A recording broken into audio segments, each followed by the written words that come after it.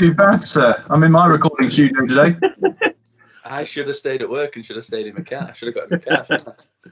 You should. We're just waiting for Mr. Andy Frost to answer his phone at minute. Have you got your, sounds good. Sounds good. Got your wine? You got your wine, Bizz? I bet he's got a proper glass on it. Is that me? What is it, Guinness? What's that? That don't look like wine. Oh, you on the red? It's a Guinness in a wine glass. Sorry, we're out of wine. Oh yeah. Mr. I've Frost. got wine left in the house. Oh, We all right, Andy? Yeah, not bad, you guys. Have you got wine, Andy? I've got some. Yeah. Actually, I have to admit, this tastes pretty good out of a wine glass. So, anybody that's watching, hello.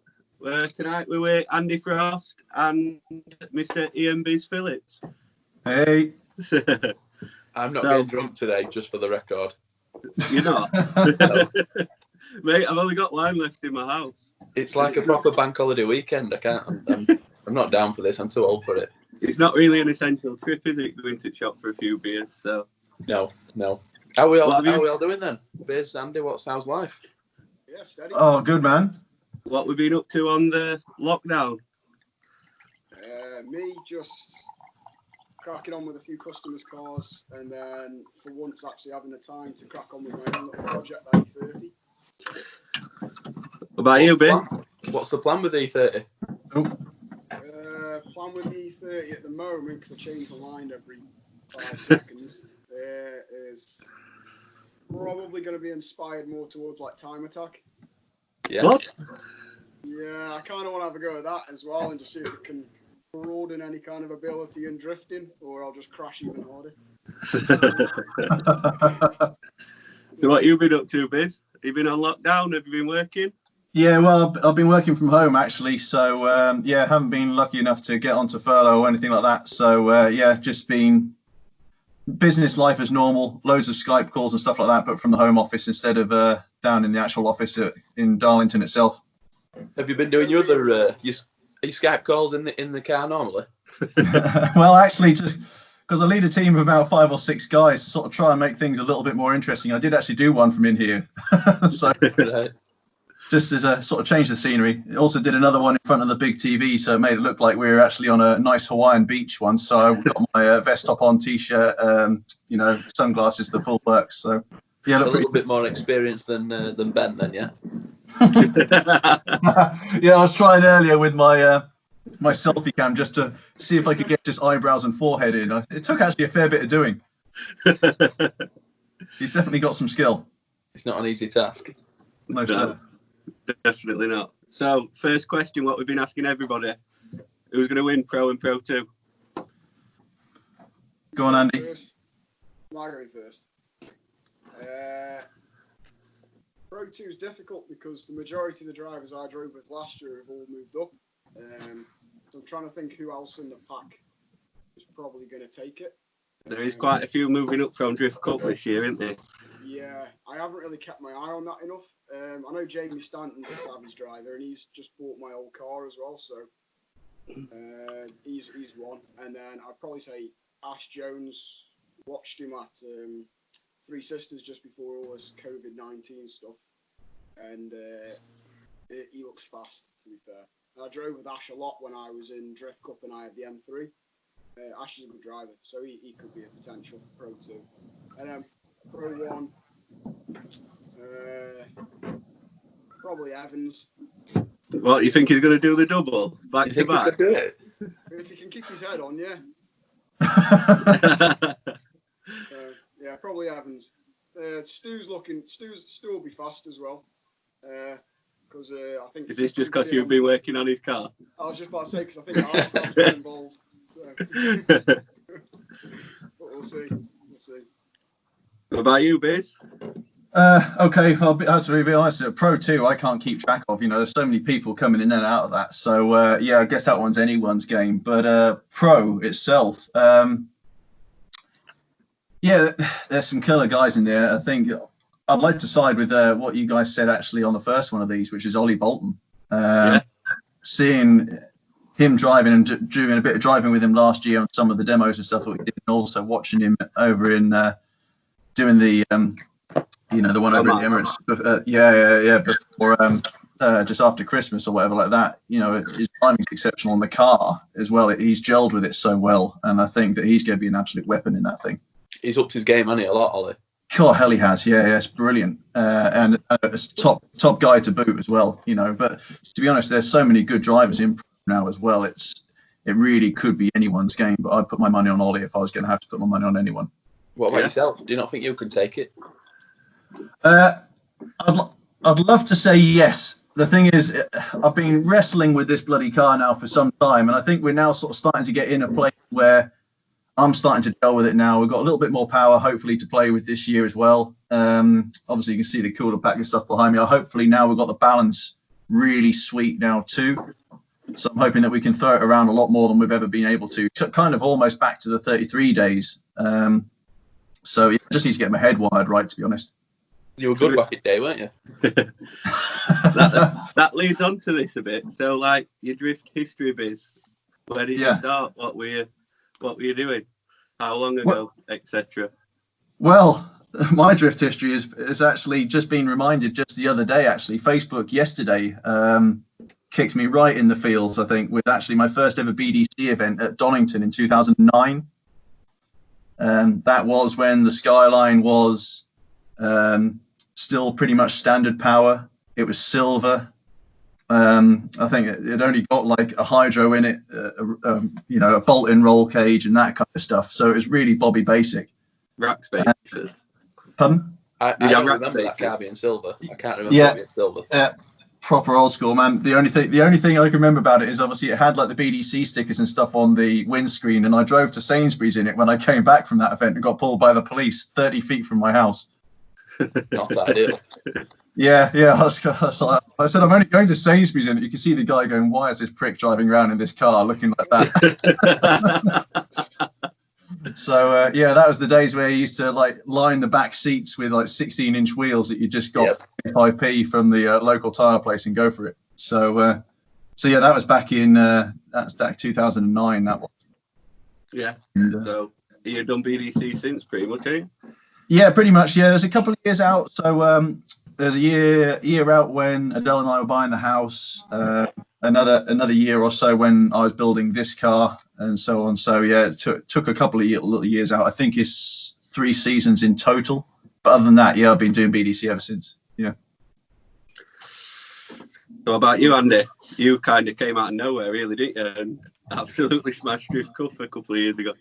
Yeah, so I think I was only drifting for 12 months, maybe a little bit longer before Drift Cup, but similar to like Ian and everybody else you kind of hear, you originally start with a road car that progressively becomes a car that should only be on a trailer. Yeah, I know that feeling. Yeah, I was like at the time I was a maintenance engineer, and I had quite a nice 1 series that I think I went to a Buxton event, just like a random weekend where I saw that it was advertised and went and watched. And I had just finished racing motocross, so I was kind of like between sports where I didn't really know what I wanted to do. So I had 12 months out of anything, and then went to Buxton and sat in with, I don't know him, I didn't know him at all, just some dude with an S14, and it probably blew my mind, to be fair. It was only Buxton, we've all been Buxton, just a tight little track, and I couldn't believe like what we were doing. It's not like I was oblivious to drifting, I'd just never really been at an event. So I remember saying to my old man, I'm going to come back next month and do this.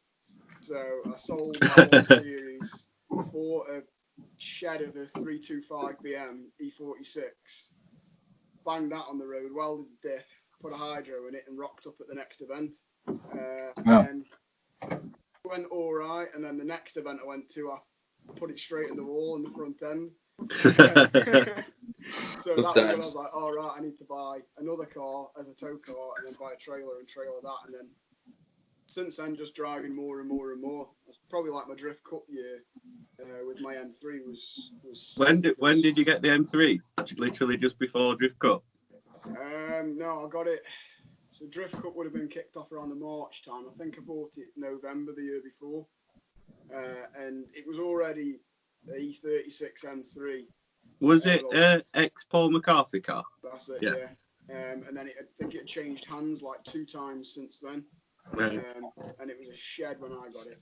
I was just about to say, were it a well-built car or what? 'Cause there's a bit of a reputation with some of the Irish cars. But it was like all the Irish cars. Look at the Irish; they're absolute sheds, but they just work. And they just working. So I think the bit of Irish stayed in that car for me, and it just worked. So, but 2018 with Drift Cup, I was out like every 2 weeks driving. It was sick because we had stuff like the demo days, some of the Fast Star demo days before I even knew any of the team then. Obviously, all the Drift Cup organised ones, and then the Three Sisters demos as well as Drift Cup. So I was like I destroyed my bank balance that year. We've all been And there, it really, mate. yeah. That's the key, though, isn't it? Seat time. Anyone who says it isn't, like, that is the key. The people who smash seat 100%. time are the ones who do well. Yeah. So then, a car that doesn't destroy tyres every 2 seconds as well sometimes is good because you actually stay in the seat a bit longer. Mm. And then after your Drift Cup year where you won, you moved to BDC and built the new E36, which kind of didn't go to plan, did it? Nah, I struggled that year. Bad luck after bad luck. With that, man, that was terrible. Mhm. Yeah, one of them. I've come out of it a lot better now, anyways, with meeting a lot of different people and learning all like life lessons and stuff like that. So it sounds funny, but it probably changed what I do now and everything else along the line. So I'm not bothered about it and learn from your mistakes. Yeah. You had I would have liked it to work though because that was kind of sounds corny, but I like just BMW chassis and I love LSs, so that was me kind of like watching all the YouTube stuff and being like, that's what I want to do. Yeah. Well, we are all LS boys that are on. Yeah, Team LS, yeah. You were Andy. You were on Dorenza then, weren't you? You got picked up by Dorenza. That had potential to be a really good thing, weren't it? Yeah. So what a lot of people don't realise is Dorenza is Jap Speed at the same time. Yes, their sister company in it. Yeah, but I believe the Dorenza side was open more so the Jap market was pretty much isolated with that Jap Speed brand, so they wanted to break some of the German stuff, and that was how Dorenza come around, and I kind of fit in quite well with that, with just building the E36 and stuff. Nothing really came of it as initially. They did me like a tyre deal, and there was talk of potentially doing event fees, but at that time I was still very much building my car. And then I had all the bad luck, so it was me that actually dropped out of that deal. They didn't like say you've got to get off the team or like that. I was quite fair with Paul, like, and Held your hands up. I can't do this. Yeah, no, that's sensible though. Again, that's a sensible decision. Yeah, at some points you've got to just call it, haven't you? But luckily you come out of it all right, really, didn't you? Yeah, obviously driving for Fast Star. Yeah, that's couldn't come out better, really. Yeah. So how did you? So like you've been driving Fast Star, you've done obviously a few rounds of BDC and stuff. Then you got the chance to go to Oman. How did that go? I bet that was some experience, wasn't it? Driving with them drivers. Yeah, it was. I don't really like. It was a dream opportunity for me, and I almost feel like I shouldn't have been there as such. Being so like new in the days of drifting, like more like veterans like you guys who've been at it a lot longer. But if you ever get the chance to go, you've got to do it, because like drop everything to go. Ollie Bolton will tell you the same. It's absolutely unbelievable. The main thing I couldn't get over was. It's not like the British or Irish scene is any different with any bad people. We've got like amazing people in the sport. But Oman was so much different. I've never met so many people who just want to help with absolutely everything. And because the country's sounds like you're having a piss. Oh, sorry, I'm just pouring another glass of wine. So bad. Andy's trying to tell a nice story, and you just hear you like a little waterfall in the background. Literally pissing all over it. Go on, mate, carry on. And then obviously Kieran Hines being behind the track layouts, and some of the, I don't want to get it wrong now, not Drift GP. The other championship, they were the other judges, so it was like a really high caliber judging panel as well. Yeah. And it was really interesting being in the same hotel as them and meeting them at breakfast and talking through stuff. And you learnt loads. And obviously then being at dinner tables with like James Dean and Sebastian Fontaine and stuff like that. Sebastian especially, he's probably one of the nicest dudes I've ever met. Like so humble and he's a nice guy. Savage driver. Yes. Seriously good driver. So it was a very good experience. Is that what made you? Like it didn't work out as well as we would have liked to. It was still a damn good time. And Is driving Jamie's E30? Is that what made you want an E30? Not at all.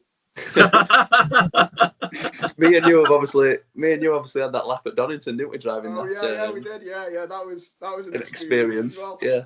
Let's go easy on tyres. Neither of us did. No. I think you took to it a lot better than I did. I think I did a very, very sketchy lap. You, to be fair, you just jumped in it and pretty much nailed a lap first off. So, It's all right. It was. I had to be like that in Oman as well because the car had so many issues. It was constantly fighting us. The one time I actually got in, there was no practice between. It was just straight in for competition. Yeah. So I kind of had to do this. I didn't even know where I was going, to be fair. But I did have Kieran Hines between stuff because he could see I wasn't out on track and that. And to be fair, he was constantly coming over to me and trying to tell me what other drivers were doing wrong and where I needed to stay in it to ensure I got out to certain points. So that helped a lot as well. Mm. But no, my E30 was just more so. It sounds corny again, but it's kind of a dream car for me because I've always liked E30s. I especially like Taurians because I like the idea of a sleeper. Yeah. And then we all love V8s, so it's kind of all three into one. So. Yeah. I still don't know how any of you guys drive BMWs, though. I still remember driving that one of Steve-O's at Teesside at NDC, and it nearly took the thumbs off because the steering wheel just couldn't control the thing. Oh yeah, that didn't have no power steering, did it? That was some years ago. That was an absolute death trap, that thing, man. It's like all my cars, really. Yeah. Well, I think your current one. You got this? I think his current one would be all right if it had a proper engine in it. No, you aren't joking. It's absolutely horrific. As you ever seen on Facebook, it's making a comeback. I'm going to sort it out. I saw today on Facebook. Actually, I was honestly surprised. You could tell us a bit more about your plans for this, Matt, and then after that we can kind of roll into Bizz's build for this year and Andy's build on obviously the new fast car and a bit about his E30 and stuff. So, what are you doing with? Mine's only a basic one. There's not much plans. Mine's very much budget orientated. I need to keep the cost down. Probably looking at getting iron block, some form of iron block LS, so that then I can possibly turbo supercharge it later down the line for next year. But I just want to get it out. I just want to have some fun in the car to remind myself why I've got a stupid, ridiculous drift car. Like it's been sat there 18 months now and not getting used. So yeah, I want to use it. Have you still got your old block, Andy? Sorry? Have you still got your old block? Because Matt might buy it off you if you have. I haven't got anything LS. It was haunting me, so I had to get rid of the lot. Got rid of the lot. Yeah. That's understandable. Yeah, I literally haven't got anything. I've got a few coils and leads, and that's it. But yeah, if I was to do your car again, Matt, I would probably do something like an iron block 5.3 LS1 because you can get them for dirt cheap. Yeah. And there was a dude over in Oman. He appeared on one of the Hoonigan videos when they went to Abu Dhabi. And it's bone stock 5.3, not even a cam, not lifters, not nothing basically. Right. With a Vortec V5 charger on it. Right. And I'm not kidding. Lap after lap after lap after lap, he just beat the crap out of that car, and it was pretty good. That's what I need. Something where I can just abuse it. We could probably get you a supercharger on it though if you wanted. What's that bit? We could probably hook you up with a proper supercharger if you wanted one. We'll see if you can get yours proven first and show us how good it is this year. Hey, she did a full year last year, man. There is a couple of 5.3s on eBay for 600 quid. There you go, boom, ready to rock. Right, I'm just gonna leave this call and go sort that out. eBay straight away. I might finish my wine first, and I'll click buy it now. You still got like your heads and stuff off your LS3 as well, ain't you? So you could just bang Yeah, them that's on the it as plan. well. Stick all that lot on it, and Better then heads and inlet and stuff. Too right. Not So- really stick with the air-cooled block. Yeah. leaking a little bit of compression, mate. That's actually in your new car at the minute, isn't it? Yeah, it is. Being used no, as actually, a- it's come back now, hasn't it? I think Yeah, Jan Yam dropped it off. Yeah, he came and picked up some of the bits. So yeah, it's sounding good. Sounding good progress on those now. It's in the bits that you did, the bash bar and the other bits are looking nice. Yeah, so I'm at the moment. Well, not actually at the moment. Every week since we started the cars, I've managed to dedicate like a Friday to them. I bike both cars, so they're both moving along almost the same pace. But at the minute, we've just about finished fabrication bar the front crash bars, which we're only going to do when we have the engine and manifolds and that in anyways. Yeah. Would you not just run a standard one? Because they're like fiberglass, plasticky stuff, aren't they? So they are actually really light and decent and that. I know what you're saying, and also you can just go and buy another. But Yeah. I don't know whether you've had the same, Matt. Like a lot of front M3 bits, E92 are really hard to come across. Like we're struggling for front lights now, even. Are you gonna run proper lights? Or are you gonna run fiberglass? Proper lights, purely because I don't know if you've seen the kits that we've bought. I know that a photo's been put on of the car now, but they're really cool. They are, because we were kind of like initially when we were all talking as a group, we wanted to, because Fastars mainly time attack and GT inspired. We wanted a car that looked more GT than drift. Yep. So we managed to pick a kit that had come from the States, and I'm pretty damn sure there's not another car in Europe with that kit. Well, there is, mate. There's one next to it. They're both getting built, aren't they? Typical cheeky Steve-O comment. there's two in Europe then. Yeah. But, No, they're looking good. They look good. Yeah, they look cool. They do look What engines and stuff are going in them? We know it's an LS, but is there what LS? We can talk about that now because I believe Luke's put a few bits on. They're just going crates LSX 7.4, the big boys. Yeah. With a slightly bigger cam.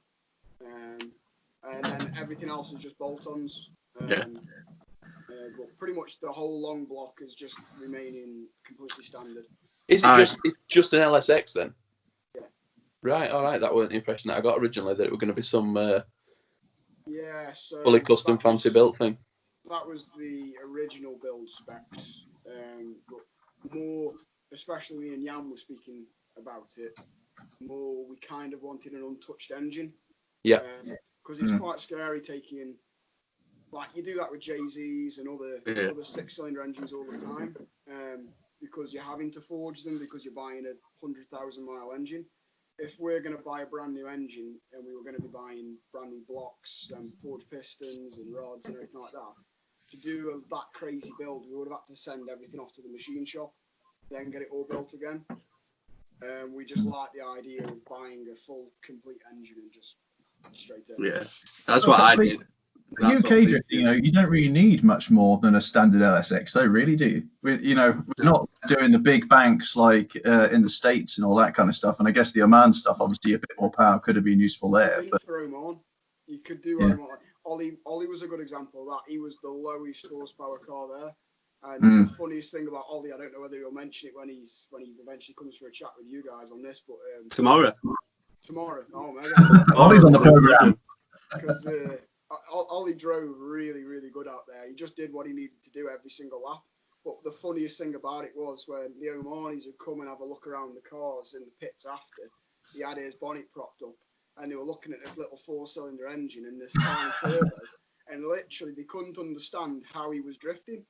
They were like, how much power? And he was like, well, 400 on this map and 300 on this map or whatever it was. And they were like, but how do you make the tyres spin? And like, they just couldn't work it out. Because if it's not 800 to 1,000 horse, they weren't interested. Yeah. So, that was funny.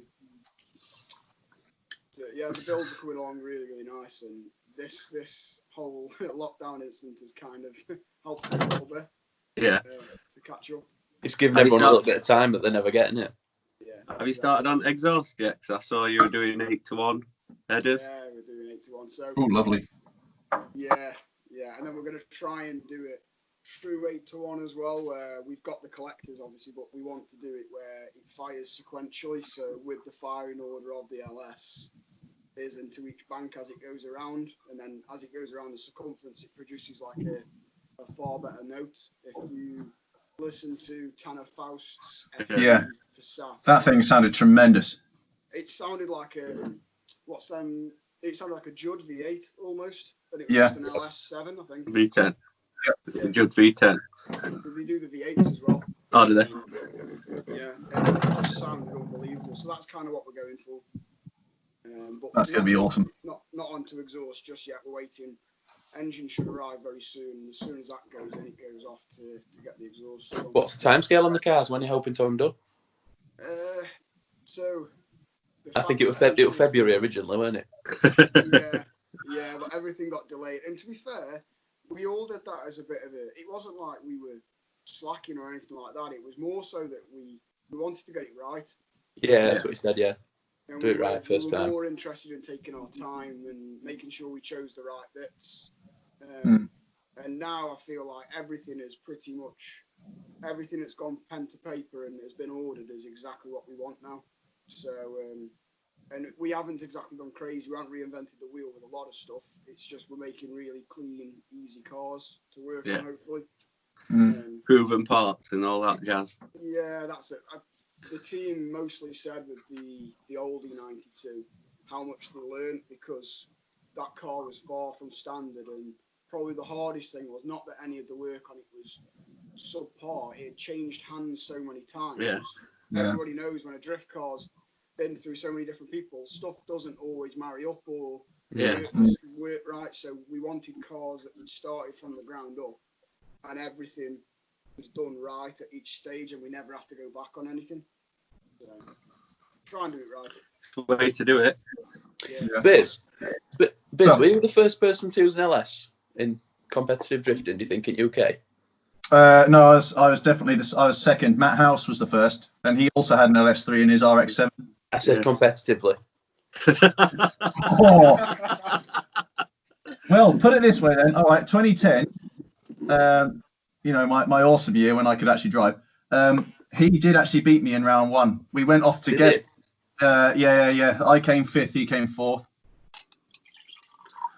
I can't ever think. I remember seeing Matt's car and knowing it was Savage. I can Yeah. never remember seeing Matt drive. This internet, I'm not like Matt. I would say the same to his face.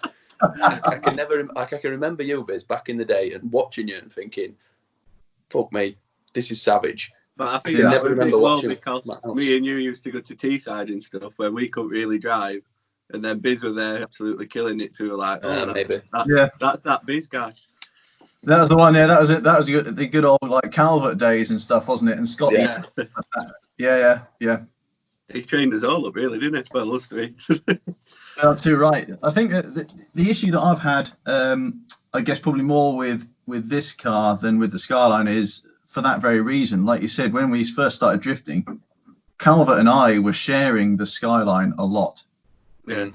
And, he was bringing, he did all that kind of research and stuff like that online and talking with the US guys and stuff. And he was constantly sort of working with me in like evolving the car, and I didn't necessarily have that with this one because it was kind of me and sort of working on a chassis I'd never driven. I still actually to this day haven't driven a standard one of these.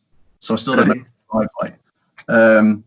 And, been kind of honing it and working with it like that ever since. So I think that whole sort of part being back in B-side, it made a massive difference. Yeah. It's good for you to be able to develop it yourself, though, because you understand, you know why you're changing things and what you're doing, rather than just guessing or listening to other people or anything like that. No, completely. It's a great feeling, and sort of like, even the work we've done this year, sort of like, obviously I've been looking at what Andy's been doing on his cars, having a lot of chats with Jays and stuff like that, and sort of doing the whole tube rear end piece. And I'd never done anything like that before, so that was quite a cool learning experience and trying to sort of put that into practice on my own car. Mm. So your car, like over winter, you've rebuilt the engine and stuff. But Yeah. Did it actually need rebuilding? No, it didn't. No. The reason we did that is I put the engine actually landed, what was it, 8 years ago on February, pretty much on my dad's birthday, like February 25th, as the kind of engine that came out of the Camaro when it crashed in the States. And it's done 8 solid years of drifting. And the last year it had the supercharger on as well. Yeah. Then touch wood, she never missed a beat. That's the main reason I put one on this. Yeah. That's why I bought an LS3 crate engine after seeing your success with it. Honestly, man, fingers crossed mine will last as long. I think so.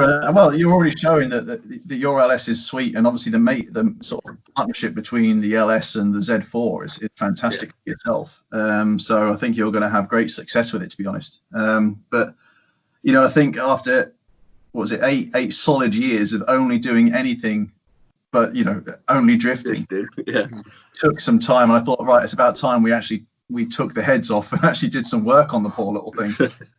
And to be honest, though, looking at the bearings and the crank and stuff like that, it had many more years left in it.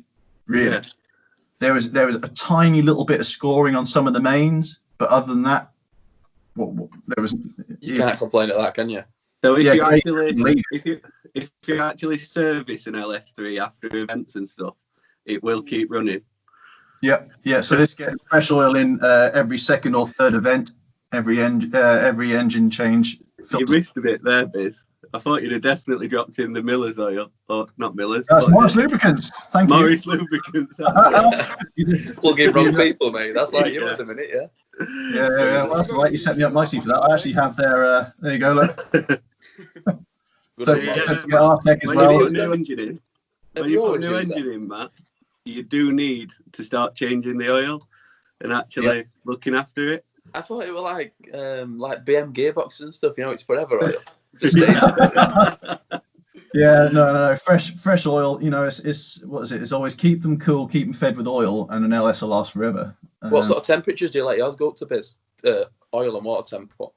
Oil temperatures, generally we never get above 85. Coolant temperatures, I'm starting to get concerned around 100. But I thought LSs run at like 110. They will do, but that's only, as my team will testify, they hate it when I'm going, it's getting too hot, like that. Watching the dials probably instead of concentrating on what I should be doing. Yeah. We've put all this stuff in the back. I know on the dyno it's a bit of a cheat, but we didn't get above like 94 degrees on the cell. So on camera, Adam, admit what's the hottest yours has ever got? Well, hopefully Jace never sees it. He won't tell you off. I don't really know because I don't really look. I can tell you the hottest mine has got is 115. On the link dash, it's got like oil pressure and all that stuff, but it's in like it says KPA.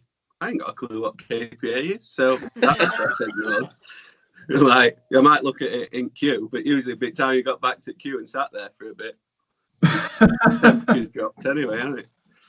Yeah, but I've done all fine. To be honest, though, you don't look at them when you're driving around anyway, do you? So not at all. Well, no, it's not like you get all the way around South Bank and stop, is it? Well, no, true enough. But no, I think that queuing has always been the issue with me in this. That's where it like generates all the heat and kind of sits in itself. As soon as you're moving, the temperatures all like drop off anyway. Yeah. It's that like 10 minutes, 15 minutes, where you're in that like kind of practice queue trying to edge yourself forward. Yeah. That's where things just sort of tend to just get worse and worse and worse. And you're looking at like, I can't drive anywhere, I can't do anything, I'm stuck in it. That's where my 92 shit. When I get back on the road, I need to turn it around because in the queue, it'll bring itself down temperature-wise absolutely fine. But when I'm actually drifting, doing consecutive laps, then it starts getting a bit too warm. Crazy. I think it's the flow. Is it the rear window like flow setup for the rear rad's just not right? I need to change that. Do you not think it's because you've got 2 water pumps, the manual one, like the engine one, and then an electric one as well? Can you not see that in my picture? Can you not see that in my picture? Down here, like. What? That's what I've got exactly. That's just there. There's the Davies Craig electric pump as well. That's complete. And have you still got the one on the engine? Yeah, definitely. Do they not fight against each other? Yeah, not at all. I've never condoned that. I've always thought that you should just run one or the other whenever I've done them. Yeah. Not at What's all. on yours, Adam? Just what? What? Radiators in front of mine. Oh yeah. Yeah, I was going to say, yeah, he hasn't got a problem at all. But yeah, in my Skyline, we It's just about run this long. we run the standard JZ water pump, and it was fine. Yeah, all right, weren't it? Yeah. And to be honest, you should technically be able to get away with just the standard LS one in the back as well. Yeah. You've even got a rear rad set up. But this is just a bit of assistance kind of thing, especially how we got it set up. So you can turn the ignition off. Turn the ignition on, and then that'll continue circulating the cut. Yeah. Mine were only wired up, so the extra pump in the back came on when the fans kicked in. It Yeah, weren't exactly the permanently same. wired up all the time, and it seemed to, like I said, it were mint under, and you could sit in any temperature in queues and it'd be fine. So, Mm. don't know. Yeah, that's exactly how I got mine set up. So I've got my fans on sequentially as well. So it comes on with fan 1, and then Yeah. fan 2 comes on later. So you've got some new tyres this year, Bizz. Yes, sir. Yeah, looking forward to giving them a bit of a blast. So, What are they? what are they? They're accelerators. They're the same as what Mr. Biagioni has been running. So 651 Sports. What sort of compound are they? Are they?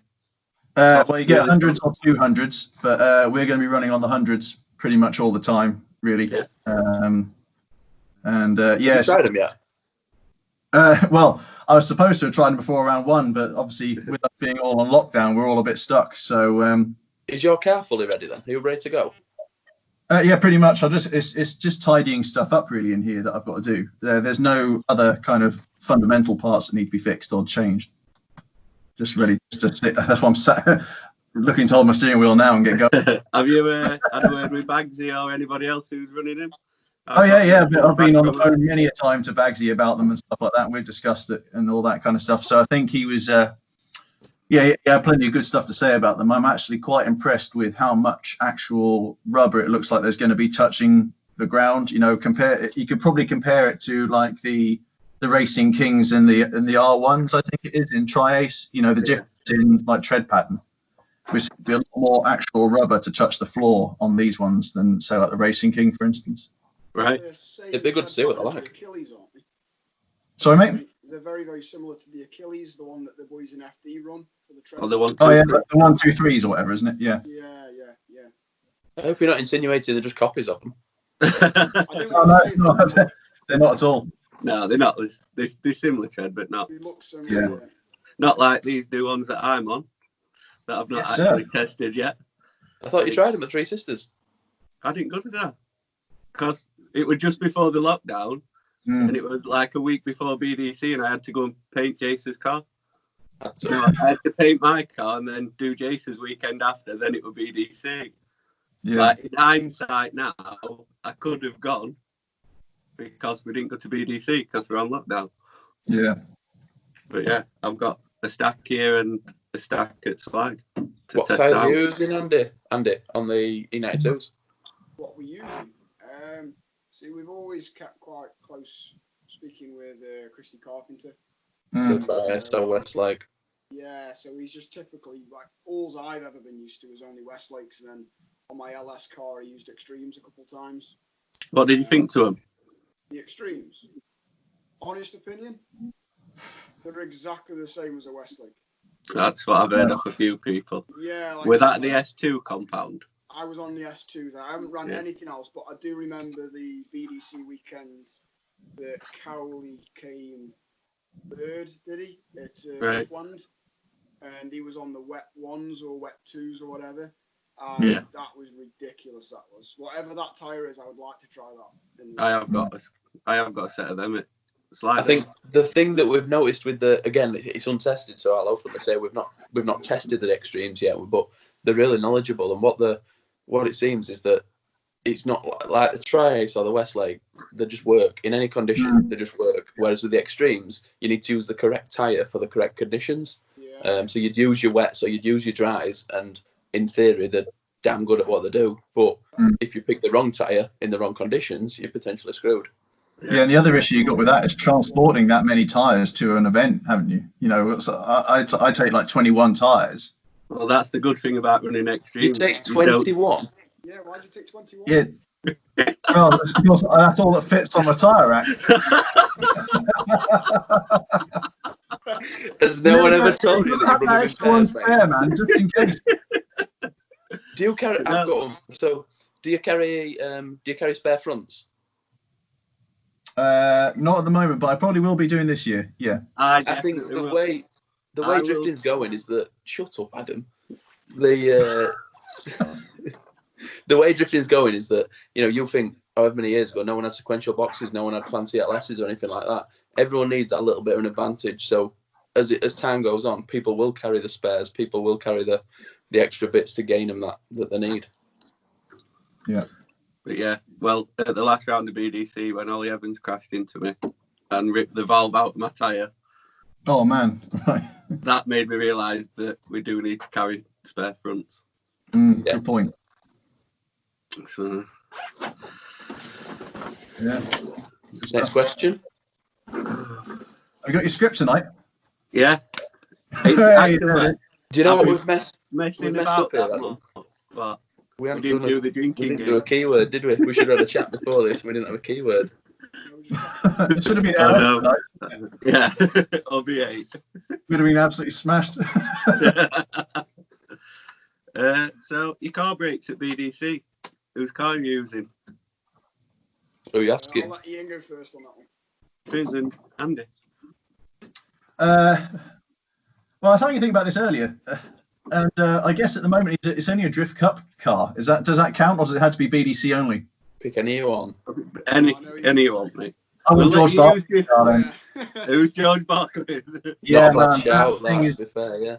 That thing is an absolute beast. But you are only allowed to use it if it can have comes equation up to box. BDC. What? You're only allowed to use it if it comes up to BDC. Oh, bollocks.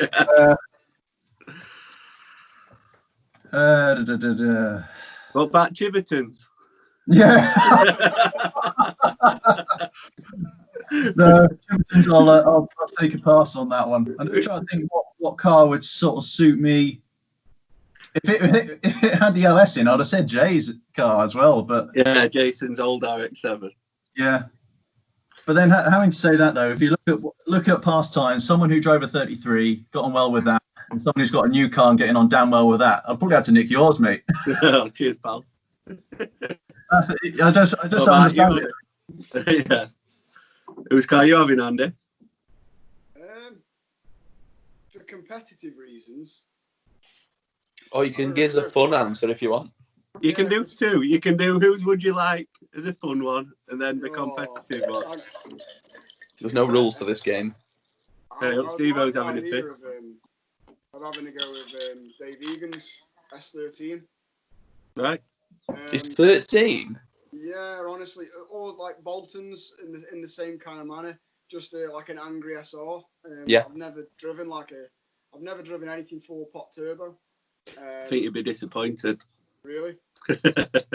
No, I've never driven one either. It's a totally different driving style, isn't it? That's the thing. You've got to get that aggression up there. That's the thing. That's the issue that Jace had last year. Yeah.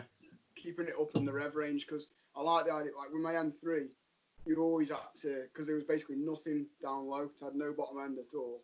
And you had to just keep like pedaling it constantly. Hey up, Bizz is gone. Oh, we left. Oh, it's better now, isn't it? We have Bizz. Your LS were a bit like that as well, weren't it? No bottom end. A bit like mine as well. Yeah. Sorry, Andy, I had to drop that one. No, to be fair, that's made my day. Yeah. So go on, you're having Egan's car. What about for winning purposes? For winning purposes, definitely not Evans, because the wheels about fall off every corner. Yeah. Yeah, have a look at his wise fab on his old 40, and that was hanging. I don't know how he drove that car so well, to be fair. Hey, sorry about that. He's back. He's back. I don't know what. Sorry, being out of the sticks, I have no clue what happened to my Wi-Fi there. Dropped out. We had a good chat while you were gone, mate. Yeah, we definitely didn't slag you off, bro. Seeing that boring old Norfolk farmer still rattling on about his LS. Yeah. So probably another boring answer. For competitive reasons, I'd like to have a go of Crickshank's new JZX. Yeah. What did you see? Cool as hell. Did you listen to Martin's yesterday? What he was saying or not? Yeah, I did. I haven't seen that one. So Martin were quite controversial on the fact that he were very the fact that Hayden's will be nowhere near as good as Martin's. What do you think to that? We're all LS guys and like V8s, so we're immediately going to disagree. I'd rather have Hayden's every day. I don't know. I think Martin's will be fast this year. Yeah. Yeah. It will be fast. And to be fair, like the little time I had in the Fast Star E92 with the 2J, that when that was working, that worked really good. You can't argue with 2J is sick. Yeah. Yeah. Did you do you think Martin could have took too much weight out of his car? I don't think that's the thing. It is. I chopped the back off my 33 and it went nowhere. So we had Yeah, but that can be more about balance rather than overall weight, though, can't it? Yeah, true. I remember when Matt Carter did it first in his S15, and he went down T-side, and he said he had no traction. They ended up putting bags of sand on the rear axle again to get more to get the weight back on the drive. That's some years ago, isn't it? Matt Carter in S15. Yeah, for sure, man. 14. With 15 front. 14. Sorry, yeah. You know what I'm talking about. Yeah. Why did you get into drifting? I know you said you started BDC then, but why did you start? When did you actually start drifting? You didn't just walk into BDC. Officially was 2008. Yeah, so that was. I went to the JDM night fight in 2007 with a guy from work. I don't know if you remember him, Rob Finn, Irish guy, black S14. Kind of, yeah. And I didn't really know the guy at that time, and he wandered past my desk. He goes, "Hey, Bizz, you like motorsport a bit, don't you?" And he goes, I said, "Yeah, no worries." He said, "Oh, I know the guy who runs JDM All Stars drifting. Do you want to come and watch?" Obviously, that was Niall Gunn, and I went and kind of instantly got hooked. You know, there was Bon in his orange Chaser. Yeah. Sort of spit flames and smoke everywhere. There was Frenchie in his yellow S14. 14.5, yeah. Blue wing. Yeah, those two cars are the reason I got into it. I thought it was absolutely amazing watching that. You used to have a bit of an hard-on for him, didn't you, Matt? Friendship. A bit of an hard-on. It would. I tell you, I would say, I think that was probably the same event that I went to at Teesside the night fight, watching Frenchie there. Well, it was a savage driver. It's the aggression. It would just be a good driver to watch. No one wants to see boring people, do they? Not at all. No, it was always like a flick entry. You know, even back in 2007, like flat out, always top line and stuff like that every single time. Bloody awesome. Then a couple of years later, you and Rob Finn actually drove JDM All Stars, didn't you? No, it was only me actually. Yeah, I actually, that's my claim to fame. I went up against Mr. the Machine James Dean in the fourth. No, I didn't. I was running on the old poor tires. He went in his low. What was it? It was Team Low Brain Drifters at the time, I think. So he got a brand new set of tires on. I went out on my part ones again.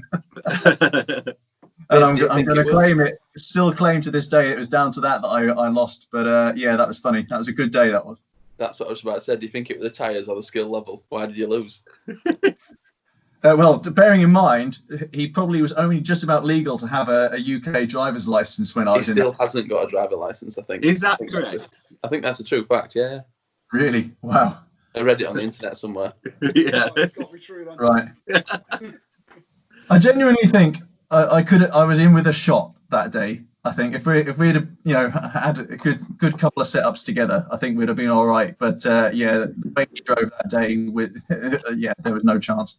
That was also the day I got properly starstruck actually going up against Frenchie. Because I was like, he was like the pinnacle driver at my time, and I was like, oh my god, it's him, he's next to me like that, and I just went straight up South Bank. Didn't even stop.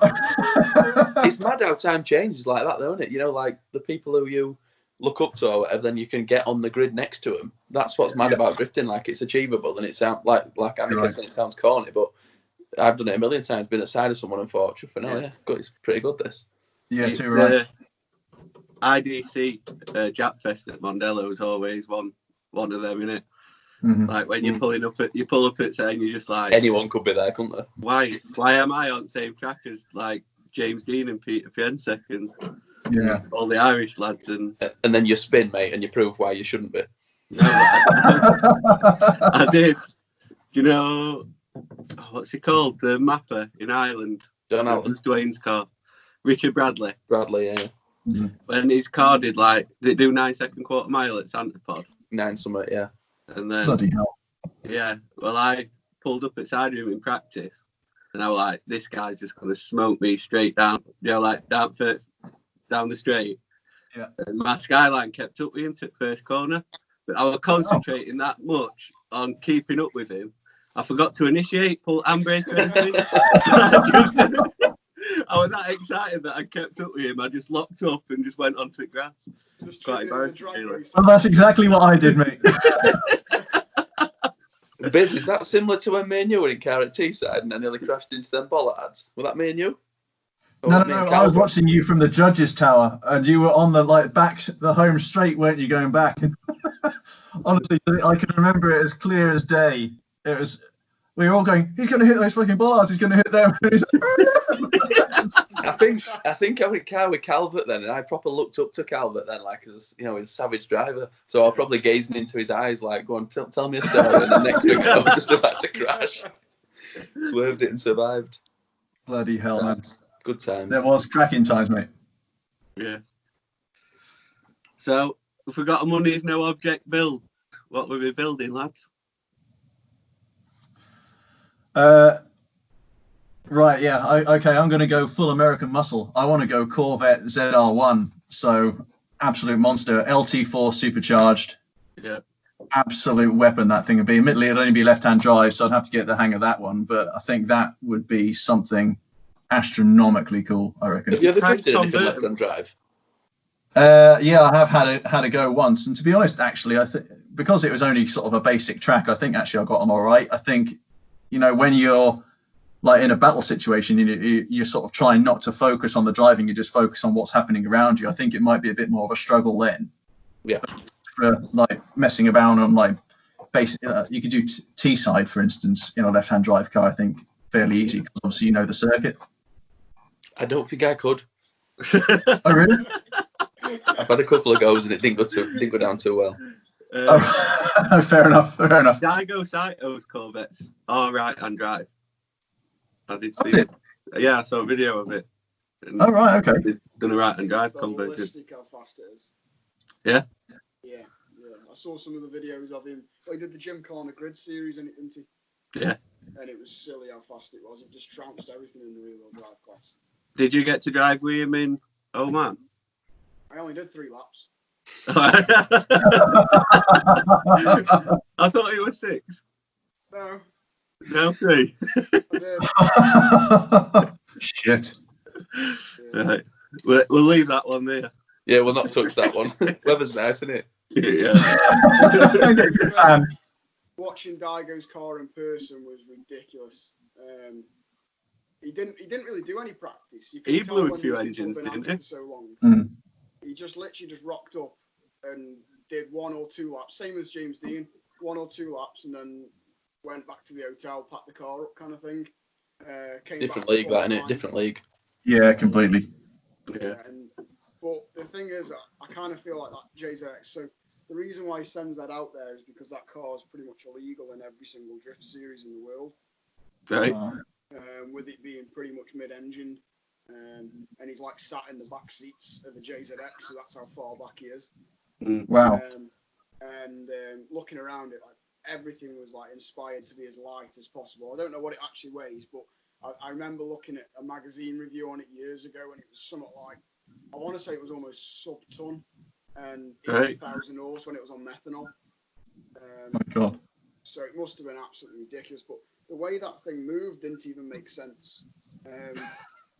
If you watch the run with him and Ollie Bolton, I think Ollie's got one of the ones where he's got the GoPro facing behind him, and he's like on and off throttle. But it's when you see a car in BDC and it surges a bit, and we say that's a quick car, that's not a quick car. That didn't surge, that just crashed into him. Yeah. Every time he got on the throttle. It was like, honestly, it was like he was holding it back on hydro, and then as soon as he got back on throttle, it would just run into him. Yeah. Amazing. Ballistic, so yeah. What about your dream build, Andy? Money's no object. What we're building. He's got his E30. That's like a fun road car kind of dream. I'm gonna sound really, really corny now. If I had money no object and it was my own personal vehicle, I would build exactly what we're building with Fast Star. Pretty much to the T. Yeah. I wouldn't change anything, but. Well, because at least it means your dream car be a reality. Yeah. Pretty good place to be. Yeah. Yeah, you're right, man. Yeah. So if the 92 ain't done, are you going to use the 30 at BDC? I spoke to Luke about that. If it was that I managed to get out in it and see if it actually worked as a decent drift car, and time was of the essence and we weren't going to get the 92 there, I would probably go in the E30. Yeah. Probably take it a lot less serious. Yeah. And just have fun like we always do. So are you going to put like Fast R library on your E30? Same again. I'm easy. I don't really mind. I don't think Luke minds as such. I would probably do it just out of the good of everything that he does for me. Yeah. If he does that, he wanted the car to look. Hey, Ian's having a break. Yeah. He's having a what snack? Oh, he's having a Kit Kat. Oh, he's on his Kit Kats, look. It is, look. Have you signed that sponsorship deal yet, Bizz? I can't get in touch with the marketing guy. It's so annoying. This will probably get it, mate. This video will probably be the one that'll tip it off I ahead. thought too, just in case. I was expecting it to go on like Wonacott's one did. How many Kit Kats do you eat a day? Average. I've taken it down to one a day on average. Every What about when single you're day. at your worst? Pardon? When you're at your worst, how many were you on? Oh, yeah. Well, yeah, a drift event we can get up to 3 or 4. What's the most you've ever done in one day? What? What's the most you've ever done in one day? That's definitely been 4 in a day. Do you prefer the chunkies or the fingers? Always a chunky. What, a standard chunky or the flavoured ones? No, always original. I do remember seeing a post that you put up about when they changed. Did they change size of them or something? Yeah, man. I'm still miffed. I'm still miffed. I even wrote to Kit Kat and complained. And you wonder why they don't sponsor you, mate? They went from 48 grams to 40, and she actually did complain. Actually, you can just about see it in the look. That is a genuine Bizz Eaton Kit Kat chunky wrapper that's in the lacquer of the paint. Is it? No joke. Hey, you've got issues.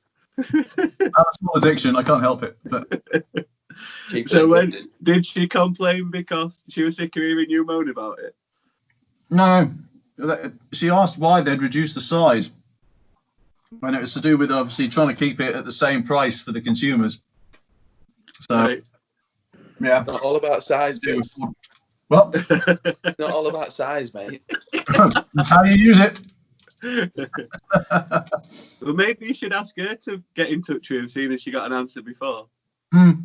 True enough, I don't think the customer services rep is going to give me 1,000. What do you actually want off them? 1,000 Kit Kats, or do you want money? Do you want budget or Kit Kats?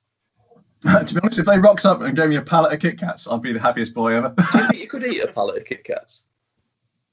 Well, it depends on the time scale, but I reckon I'd get through a fair few. What about if they says we'll give you a full sponsorship deal if you can eat a box of Kit Kats in one go? I'll do that, man. No question. But no, you are quite. It can't be red and chrome, Kit Kat down the side, have a break on the roof, it'll be spot on. Yeah, but no, you are quite the social media guy. You're a sponsorable guy. In fact, they're both sponsorable guys, these, aren't they? This is like a professional video with these two. Yeah. You don't see these two getting pissed here. I know. me and you are like that with an empty bottle of wine. Look at Andy, only just took top off this. Yeah, just opened it. But no, you are quite the social media guy, like the most professional BDC driver. You've got a good image, haven't you, Bizz? Yeah. You come across well, and you're a responsible guy, I think. It's I mean, deserve a pat on the back for it. definitely. No, thank you. It takes a lot of work, and you know, again, that comes a lot of thanks to, you know, my Steve-O, not Steve and Matt Stevenson, but yeah, Steve Dyer. You know, he has a lot of the Thank idea you, everybody. as well.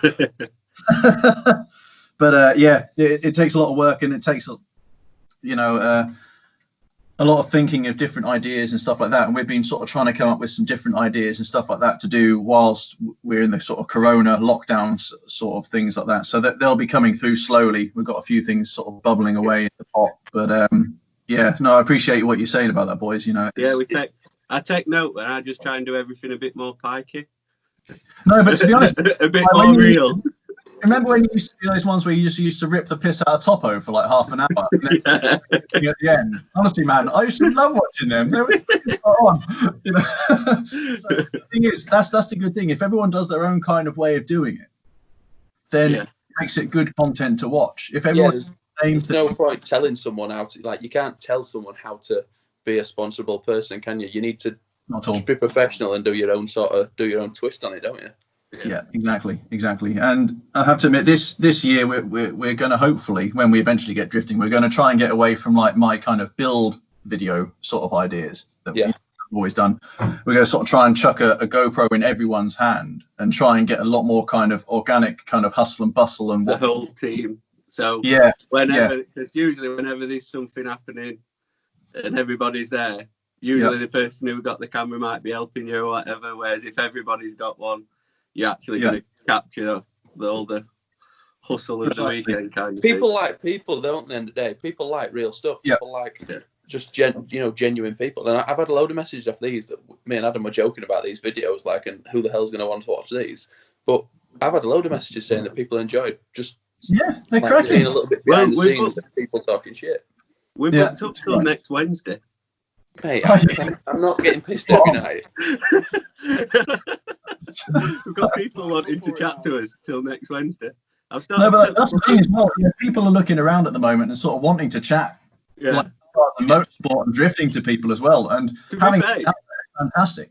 It's probably keeping me a bit sane. I've left house 3 times in 3 weeks.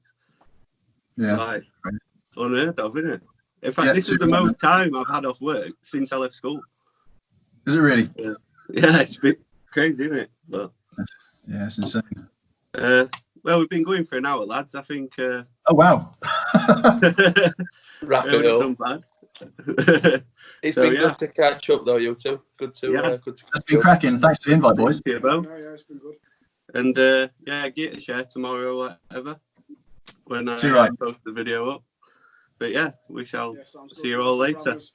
No, see you in a bit, team. Good night, boys. Cheers. Thanks again.